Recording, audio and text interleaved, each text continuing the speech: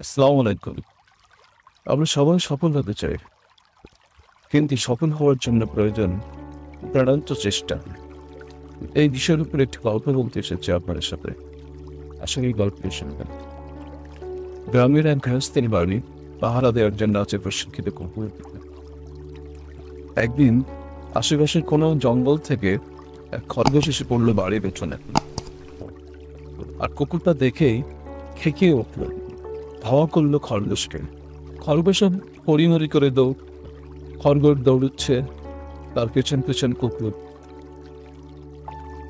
এভাবে বহুক্ষণ দৌড়ের পরও বাগে আনতে না পেরে হাল ছেড়ে দিল কুকুর, আর খরগোশ অদৃশ্য হয়ে গেল জঙ্গলের ভেতর।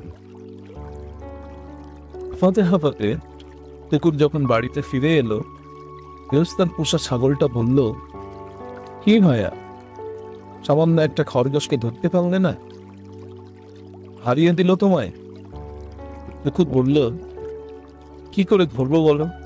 খরগোশটা দৌড়াচ্ছিল জানের ভয়ে, আর আমার হাতে ধরা পড়লে ওর প্রাণ যেতে, তাই নিজেকে বাঁচাতে ও দৌড়েছে প্রাণপণ।